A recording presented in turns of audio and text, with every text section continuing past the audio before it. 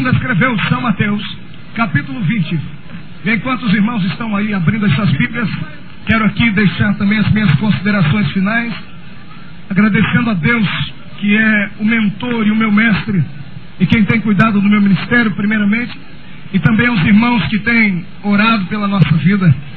Quero também aqui agradecer ao pastor Haroldo, a diretoria da igreja. Muito obrigado por tudo e por muito mais que o senhor tem feito por mim. Ao Davi, ao Wilton Júnior, que é um prazer revê-lo aqui.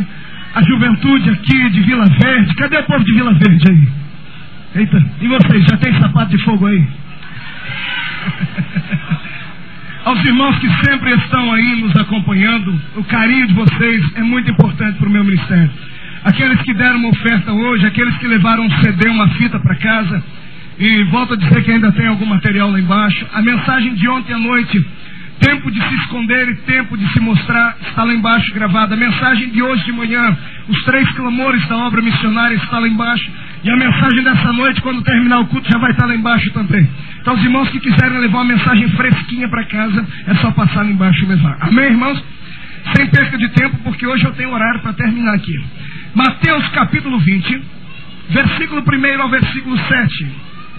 Está escrito assim, no texto sagrado, no livro segundo escreveu São Mateus, capítulo 20, versículo 1 ao 7, a parábola dos trabalhadores na vinha.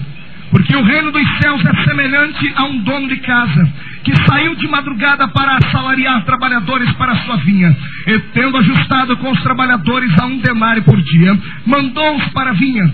Saindo pela 3ª hora, viu na praça outros que estavam desocupados, e disse-lhes: ide vós também para a vinha, e vos darei o que for justo. E eles foram. Tendo saído outra vez perto da hora 6ª e da hora 9ª, procedeu da mesma forma. E saindo por volta da hora 1/10, encontrou outros que estavam desocupados, e perguntou-lhes: por que estivestes aqui desocupados o dia todo?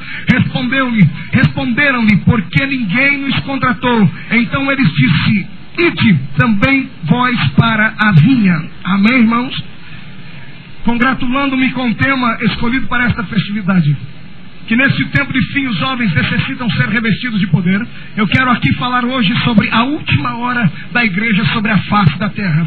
Eu estou aqui hoje diante de 2 igrejas, uma igreja militante e a igreja triunfante, aqui dentro e lá fora pelo telão, e por toda esta grande Curitiba neste exato momento, onde houver uma Assembleia de Deus e outras denominações, 2 igrejas estão reunidas, a igreja militante e a igreja triunfante. Qual a diferença das duas, pregador? Simples. A igreja militante, todos nós que aqui estamos fazemos parte dela. Aqueles que têm carteirinha, aqueles que não têm carteirinha, aqueles que já são batizados, aqueles que não são batizados, aqueles que falam em línguas, aqueles que não falam, os leigos e os pastores, todos fazem parte da igreja militante. Mas da igreja triunfante nem todos fazem parte, porque infelizmente, enquanto eu contemplo vocês por fora, o Deus tremendo contempla vocês por dentro.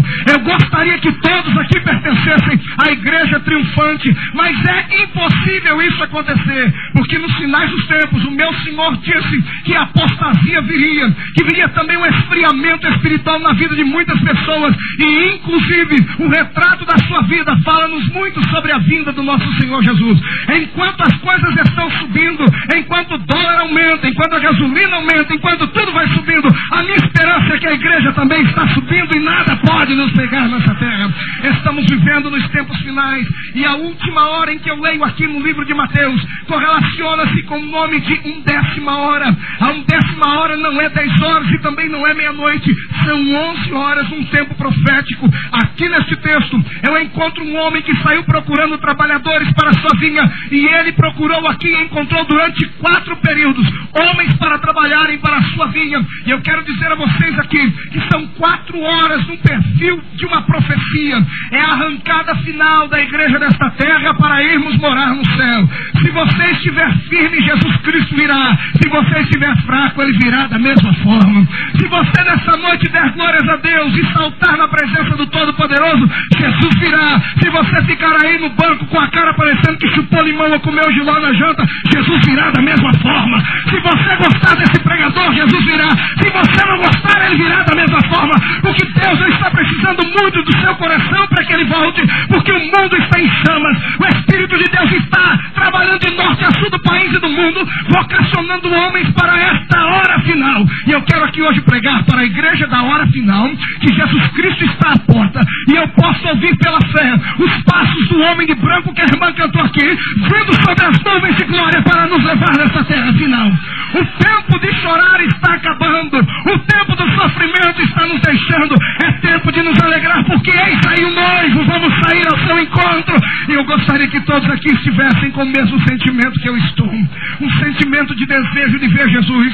Ainda hoje lá no quarto de hotel, enquanto eu orava, eu chorava e dizia: Deus, já não estou mais aguentando esta vida aqui. Eu sei que é muito bom pregar, é muito bom estar diante de uma igreja viva como é aqui em Nossa Senhora da Luz, é muito gratificante ver Jesus fazer o que fez aqui ontem, quando pessoas vomitaram enfermidade aqui, é muito lindo, mas eu almejo mesmo é um dia estar sentado lá no céu, porque enquanto nós estamos aqui, tudo pode acontecer. O pregador que está pregando aqui esta noite, amanhã pode estar desviado, bem como todos que aqui estão. Por isso a oração da minha alma deveria ser a oração da igreja, dizendo: ora vem, Senhor Jesus. Volte nessa noite, mestre. Volte nessa noite no auge, no apogeu, quando o seu povo estiver glorificando a Deus. Um dia desse, em um congresso está na nossa região, na hora daquele fogo final que Jesus Cristo vem e derrama sua unção, uma irmã deu lá uns 6 pulos. Alguém que estava do lado dela contou. No primeiro ela foi batizada com o Espírito Santo, no segundo ela foi renovada, no terceiro ela bateu palma, no quarto ela rodopiou, no quinto ela deu aquele grito de glória, e no sexto ela caiu morta no chão. Eu fiquei com uma inveja daquela irmã tremenda. Eu falei: oh Jesus, queria eu morrer desse jeito, morrer debaixo de fogo de glória, morrer desse jeito sabendo que eu estarei indo para o céu. Mas como nós não podemos desejar isso por enquanto, vamos para a Bíblia Sagrada e vamos saber quais são as 4 igrejas que estão permeando os caminhos dessa revelação nesta hora final. 4 horas do perfil de uma grande profecia. É a igreja da última hora se preparando. Apesar disso, eu quero aqui falar-lhes apenas a título de curiosidade, que o número 4 na Bíblia Sagrada é um número de grandes ensinamentos. A Bíblia Sagrada nos fala de 4 estações do ano, de 4 cavaleiros do Apocalipse. A Bíblia Sagrada nos fala de 3 moços dentro de uma fornalha e um quarto homem chegando. Aquele quarto homem, vale dizer que ele está aqui entre nós essa noite, é o Senhor Todo-Poderoso. A Bíblia Sagrada nos fala de 4 animais do livro de Ezequiel, nos fala de 4 evangelhos, de 4 cantos da terra, nos fala também em certo lugar de anjos com trombeta nas mãos. A Bíblia Sagrada fala muito sobre o número 4, inclusive que existem 4 evangelhos, e nesses 4 evangelhos, o capítulo 4 de cada um deles nos traz grandes ensinamentos. A saber, o capítulo 4 do evangelho de Mateus nos fala da tentação de Jesus, o capítulo 4 do evangelho de Marcos nos fala da parábola do semeador, o capítulo 4 do evangelho de João nos fala de Jesus lá no poço de Samaria, dizendo àquela mulher que ele era a fonte da água da vida eterna. O capítulo 4 do evangelho de Lucas é o único capítulo da Bíblia que nos fala que Jesus Cristo estava cheio do Espírito Santo. Eu quero crer que o capítulo 4 e o número 4 é o número da plenitude do Espírito na nossa vida, porque se você sair dessa terra agora comigo aqui em Espírito e se unir ao Espírito de Deus, nós entraremos na 4ª dimensão espiritual, onde é a dimensão que acontecem os milagres divinos. Mas se você não puder fazer isso, tomara que essa palavra venha produzir fé em você. O 4º versículo do Evangelho de Mateus, capítulo 5, nos fala aquela parábola que Jesus dizendo sobre as bem-aventuranças. Ele diz lá no versículo 4 do capítulo 5: bem-aventurado aqueles que choram, porque serão consolados. Em Atos dos Apóstolos, no 4º versículo do capítulo 2 diz: e todos foram cheios do Espírito Santo e começaram a falar em outras línguas, conforme o Espírito Santo concedia que falassem. Mas, senhoras e senhores, é muito mais sério do que tudo que aqui disse até agora, porque na realidade o que falei aqui até agora foi apenas para chamar a tua atenção. Existem 4 horas na Bíblia Sagrada e podem ser interpretadas de 2 formas. A primeira hora pode ser chamada de a hora dos profetas. Foi a hora que os profetas tiveram a sua oportunidade de evangelizarem o mundo, mas eles não conseguiram fazer. A segunda hora, a hora dos judeus, quando eles tiveram a chamada divina como povo eleito, como raça escolhida, mas eles também não conseguiram fazer. A terceira hora, a hora dos samaritanos, depois da briga com os judeus, mas os samaritanos também não conseguiram concluir a tarefa da evangelização mundial. A 4ª hora, sim, continua sendo a hora da igreja. É a hora da igreja se levantar e mostrar a este mundo que só existe um Deus, que o nosso Deus não foi feito para ser enfeite de pescoço de homossexual, que o nosso Deus não foi feito para ser enfeite de porta de cemitério, que o nosso Deus não foi feito para ser enfeite de tampa de caixão. O meu Deus não foi feito para ser enfeite de roupa, ele foi feito para estar no céu, para receber adoração. O nosso Deus é muito mais poderoso do que os deuses do mundo afora. Mas ainda existe uma outra interpretação. A história da igreja cristã na face da terra se divide em 6 períodos, mas em 4 igrejas. A primeira igreja é a igreja apostólica. Por que apostólica? Porque ela viveu sob a jurisdição dos apóstolos de Cristo. Qual era a marca, qual era a característica da igreja apostólica? Era uma igreja afogueada por dentro e por fora. Era uma igreja dominada e levada e respeitava o Espírito Santo. A igreja apostólica era a igreja dos homens que tinham intimidade com Deus. Não era uma igreja de homens que viviam apenas do que ouviam, mas viviam das coisas que aconteciam. Eles não ficavam pregando, olha, Jesus vai curar. Não, eles chegavam e curavam. Era uma igreja tomada pela unção do Espírito. Era a igreja apostólica. Mas nós temos a segunda hora, que foi a era da igreja imperial. Nesta era aqui, a igreja nossa passou por muitas perseguições. Muitos irmãos tiveram seus corpos estraçalhados por leões. Pessoas morreram. Os sangues, conforme nos diz os poetas, o sangue dos cristãos caiu na arena e se transformavam em semente que germinavam a 10 por 1. E cada vida que era morta em uma arena, 10 outras pessoas aceitavam o Senhor como Salvador. A igreja imperial era uma igreja que vinha de uma época de perseguição terrível, e todas as pessoas tinham medo de dizerem que eram crentes, não porque queriam negar, mas porque tinham medo e preservavam a sua vida. Eles se encontravam uns com os outros, escreviam no chão, faziam o símbolo de um peixinho. Isso aqui vale até a título de curiosidade. Porque é que o peixe é símbolo do cristianismo? Porque a palavra peixe no grego se escreve com as mesmas iniciais do nome Jesus. É por isso que quando os cristãos se reuniam na época imperial, eles não podiam dizer como hoje eu digo, a paz do Senhor, irmãos. E como muitos irmãos que têm vergonha de dizer a paz do Senhor, eles não podiam fazer isso. Eles se encontravam e desenhavam um peixinho no chão. Quando alguém via um peixinho no chão, o espírito que estava em um tomava o espírito do outro, e eles não podiam glorificar a Deus alto para não serem mortos. E hoje nós temos liberdade de glorificar a Deus, e a maioria dos crentes fica de boca calada. Mas essa noite eu vou orar para Jesus se desentupir a tua garganta, porque nós estamos vivendo na hora final da igreja.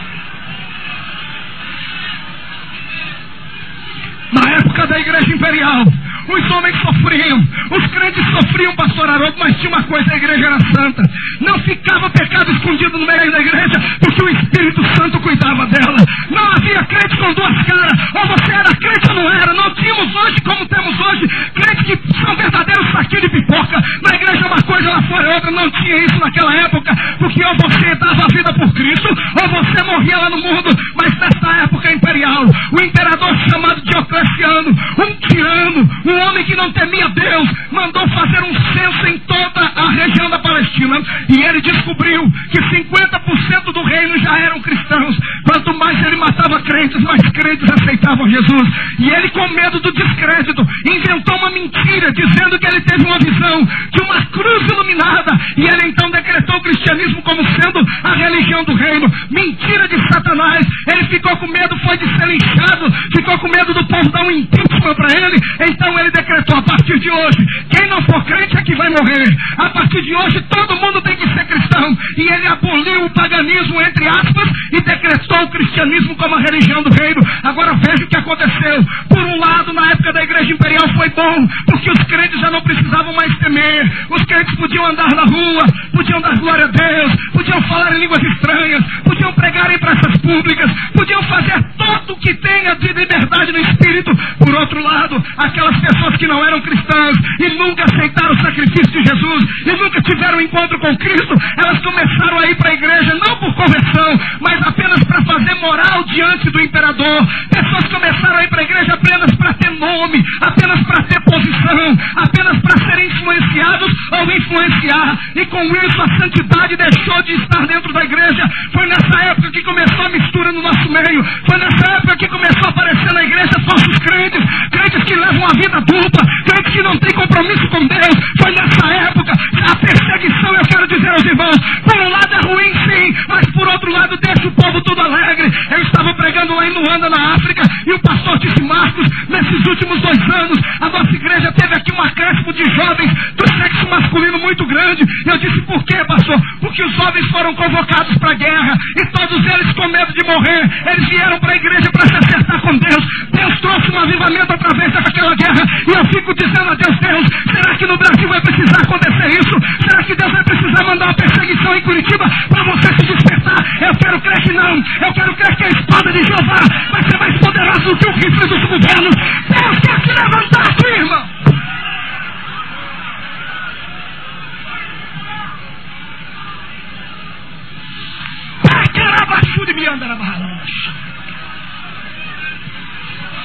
Está na hora de você dar valor a esse lugarzinho que você senta aí, irmão.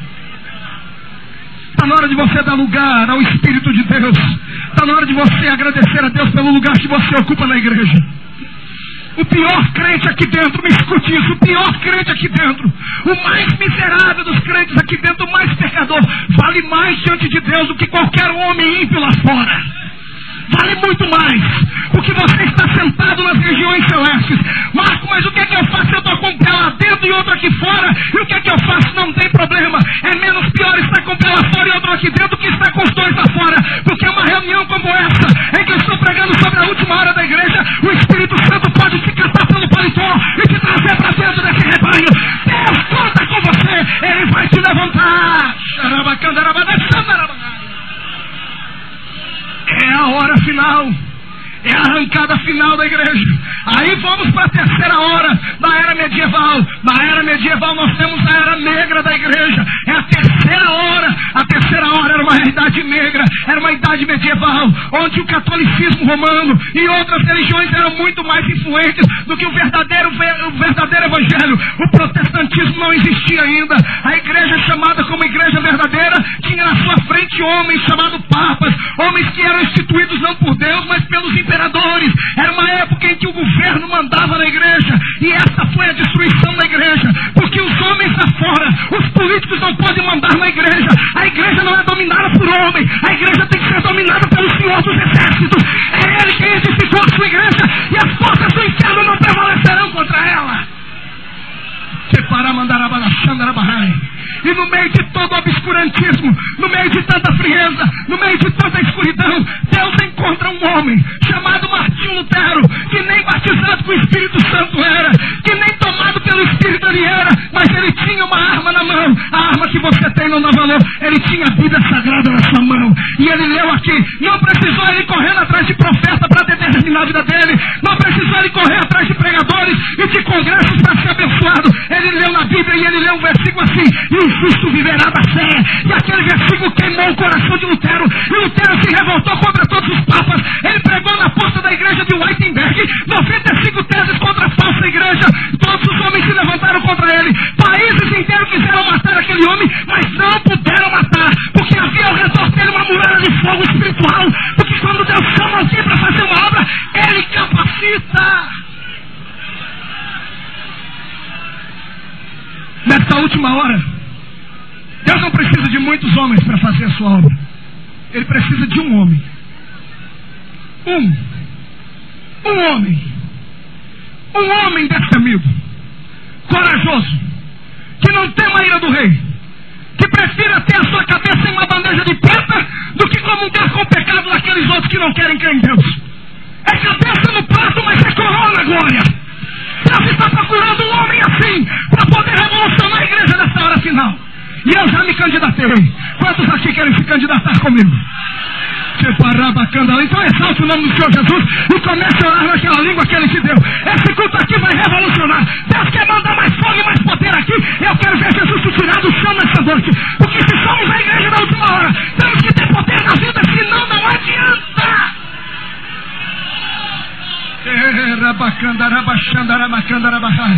E Martinho Lutero se levanta no fundo do túnel, e o justo viverá da fé. E a intrepidez daquele homem, de lá nós nascemos. Nasceram os protestantes, nasceram debaixo de sangue, nasceram debaixo de mortes. Só na noite de São Bartolomeu, na França, mais de 10 mil valdenses, que era uma religião, que era um grupo de pessoas protestantes, evangélicos como nós, foram pendurados no meio da rua por um homem chamado Torquemada, um padre do inferno, nascido das entranhas de Satanás, que queimou 10 mil irmãos nossos no meio da praça pública. O poeta disse que a França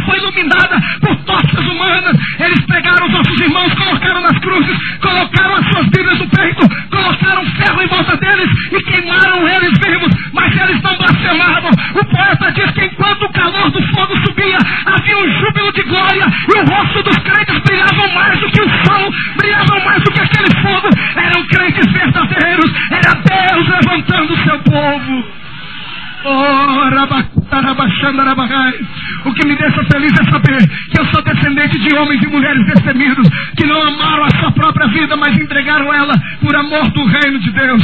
Mas aí entramos na quarta igreja, a época da igreja moderna. Moderna por quê, pregador? Moderna por causa do modernismo humano? Não. Moderna porque estamos em tempo moderno, estamos em tempo de progresso. E essa igreja é classificada no livro de Jesse Lima, um homem batista historiador. Ele disse que nesta época, a quarta igreja, a igreja pentecostal, a igreja desta hora final, a maior e a mais poderosa do mundo. Não sou eu quem digo, está escrito no livro dele, editado pela editora Vida. A igreja da idade moderna que mais se destaca se chama Assembleia de Deus. E ele explica lá por quê. Porque é a única igreja que vive dias semelhantes à igreja apostólica da terra. Porque nós cremos no evangelho pleno. O que é o evangelho pleno? É o evangelho que nós pregamos que Jesus Cristo salva, cura, batiza com o Espírito Santo e leva para o céu. Agora, se você não pertence a essa igreja, está na hora de você pegar, levantar do seu banco, pegar a sua Bíblia e cair fora daqui. Mas se você pertence à igreja pentecostal de Deus, não hoje aqui é a denominação Assembleia de Deus, mas a igreja militante que vai triunfar, pode começar a glorificar o nome do Senhor Jesus, porque Ele te conhece.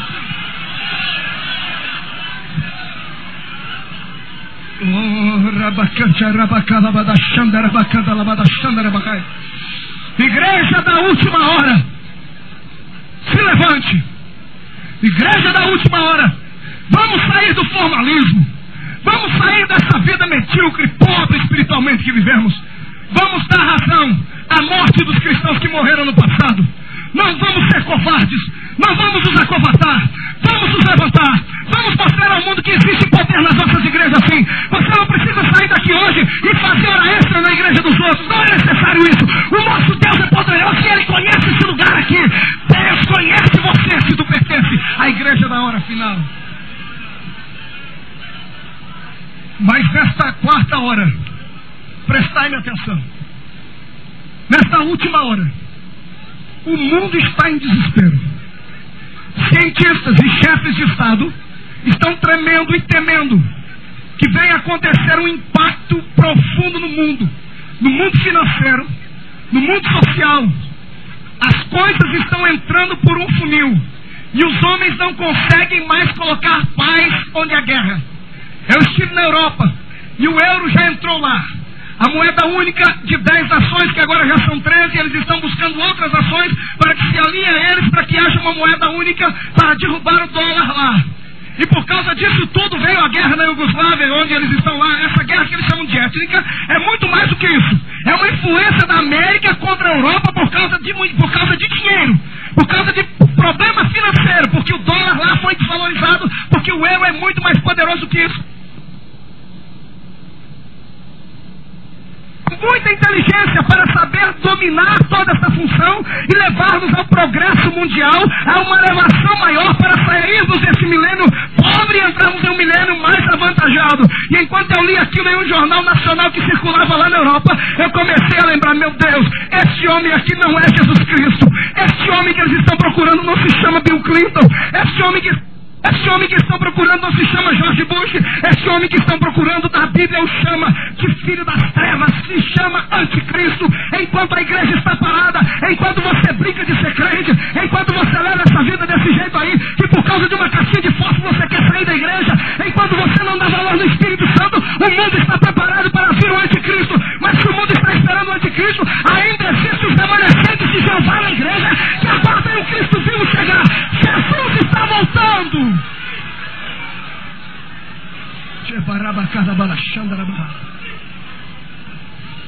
153 sinais apontam para o cumprimento das profecias.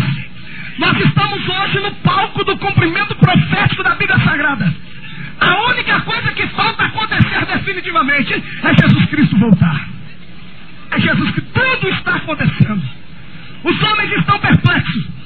A bala da explosão atômica já está na agulha do Espírito de Deus. E muitos não acreditam em uma terceira guerra mundial, pois eu acredito. E eu acredito que deve acontecer, mas antes de acontecer, a igreja já estará com Cristo lá em cima na glória. A palavra de Deus nos diz assim, que o próprio Senhor Jesus Cristo disse, passarão os céus e a terra, mas as minhas palavras não hão de passar. Jesus Cristo disse que as potências do céu céu seriam abaladas. E Pedro disse: os céus que agora existem haverão de passar com estrépito e grande tremor. A palavra céus que Jesus disse aqui e a palavra céus que Pedro disse, o original delas do grego significa curador. E curador é um derivado do urânio. E para aqueles que não sabem, o urânio é uma matéria-prima da fabricação da bomba atômica. Vai haver uma explosão atômica na Terra. E o calor será tão grande, será tão intenso, que o profeta Zacarias, ele disse assim: o calor será tão grande que os olhos dos homens apodrecerão em torno da sua própria órbita. Não só isso, Malaquias disse: o calor será tão tremendo que na terra não nascerá nem raiz e nem ramos, mas para vós os que creem no nome do Senhor nascerá o sol da justiça. Nós não veremos isso, estaremos com Cristo lá na glória. Se isso não te faz glorificar Deus, eu não sei o que pode te fazer. Jesus Cristo está voltando. Jesus Cristo está voltando. Revista-te do poder de Deus agora. Revista-te da unção de Deus agora. Se tu é batizado com o Espírito Santo, invoca as línguas estranhas que estão no teu interior e começa a dar rajada de língua estranha na cara de Satanás aqui. Está na hora de você tomar posse do poder.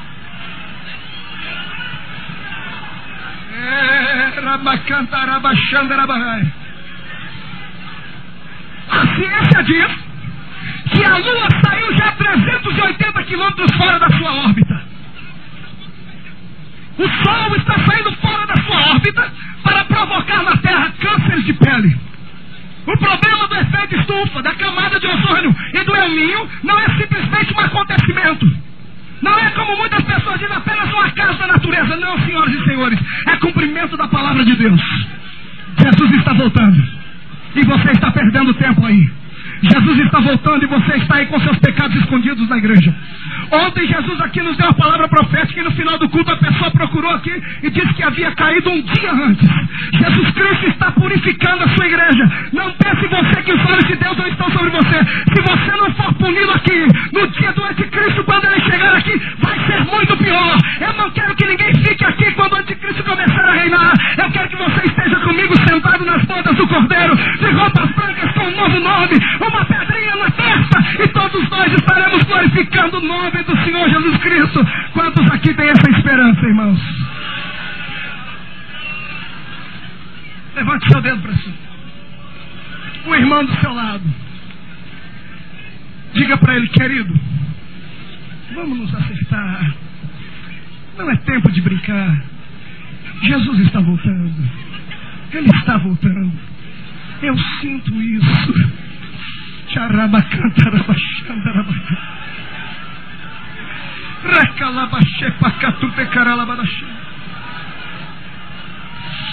Um dia desse eu estava dentro de uma aeronave pequena e eu sentei bem perto, próximo à cabine do piloto.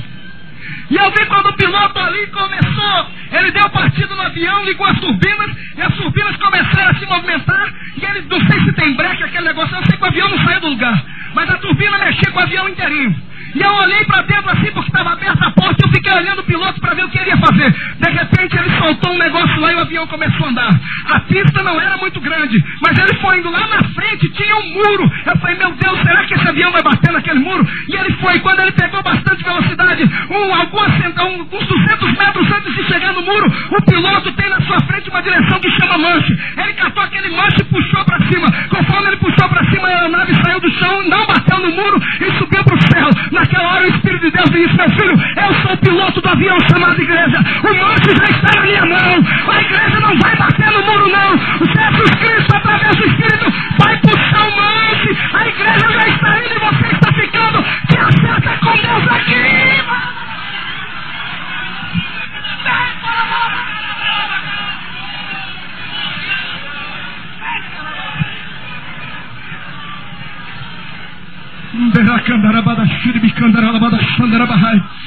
Crente que não exalta Jesus com a mensagem da vinda de Deus é porque está devendo para Deus. E o meu Deus vai começar a cobrar aqui. Se você não deve nada a Deus, dê a Ele pelo menos glória. Dê a Ele pelo menos glória. Dê a Ele pelo menos glória, para que Ele possa exaltar a sua igreja.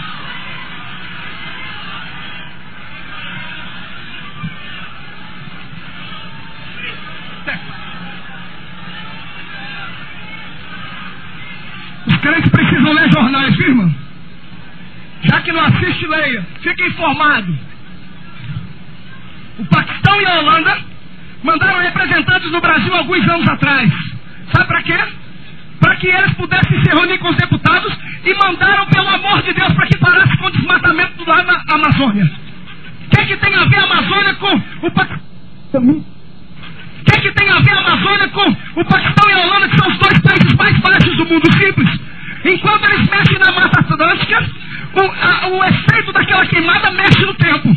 Conforme mexe no tempo, o gelo da Antártica começa a derreter. Os gelos da Antártida, o continente Antártico, está derretendo. E as águas estão quase para invadir os países. E a Holanda e o Paquistão são os dois países mais baixos do mundo. E eles estão morrendo de medo de serem tragados pelas águas. E a Bíblia já havia dito isso. Haverá um bramido no mar, um bramido nas ondas. E os olhos dos homens ficariam estatalados da expectação diante das coisas que haveriam de acontecer. O mar vai começar a engolir países. Mas enquanto o mar engole países, a igreja estará no camarote de Deus lá em cima no céu, assistindo essas coisas. Deus estará dando um jeito nesse mundo, irmão.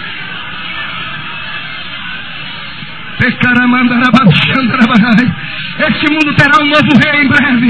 E o rei não será George Bush, Stanley, Hammurabi, Orfeu. Não será nenhum dos grandes pensadores, Platão, Aristóteles. Não será nenhum cantor, nenhum poeta, nenhum artista de TV. O futuro rei dessa terra se chama Jesus Cristo. E o seu reinado será de Maraná. E nós estaremos reinando com ele neste mundo aqui. Se você não acredita nisso, o problema é seu. Aqueles que acreditam, fiquem de pé comigo.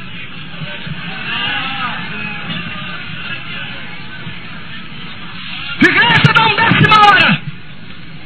Avante. Só tem uma igreja de você entrar nesta era final.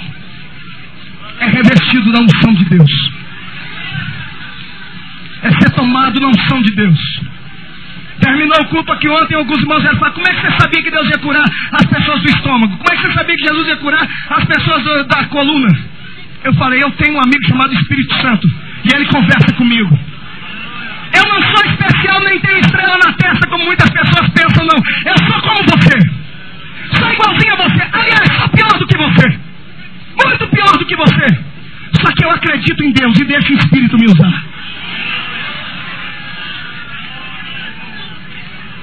Quer ser tomado pelo Espírito de Deus aqui? Cadê aquele som no teclado aí?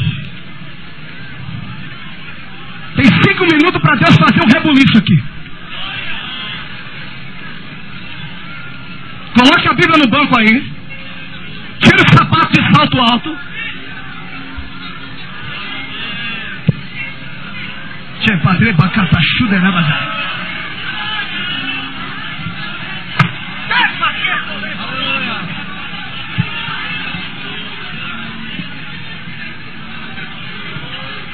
Depois que nós orar aqui no final, quando passou já encerrar o culto, eu vou orar pelos enfermos. Os que quiserem ficar aí pela oração, porque 5 minutos não dá tempo, mas eu vou orar pelos enfermos depois. Que muita gente vem aqui para ser curado e vai sair curado.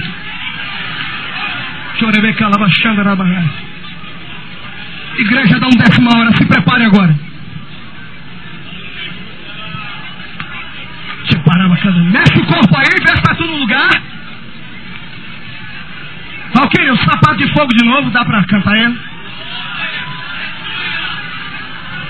Está muito vazio aqui na frente. Cadê os crentes que querem vir mais perto de mim aqui? Cadê aquele povo de Nossa Senhora da Luz? Cadê os homens de Nossa Senhora da Luz? Cadê vocês? Só tem 3 de Nossa Senhora da Luz aí? Cadê o resto? Ah, estão aqui. Cadê os de Vila Verde?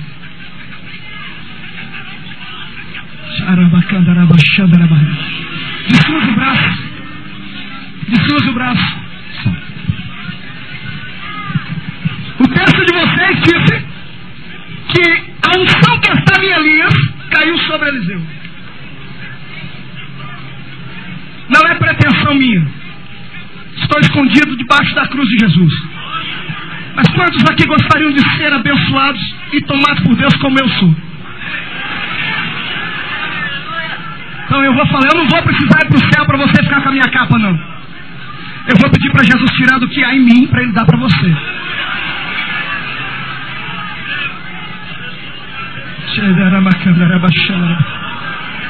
Levante as suas duas mãos para cima.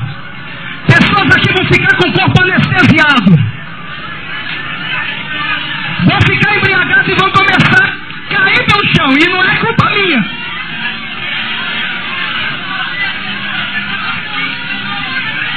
O povo que está aí embaixo, estão sentindo a presença de Deus aí embaixo.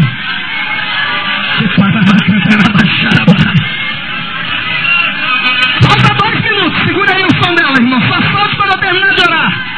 Todos os crentes da igreja, levante as suas mãos para cima agora.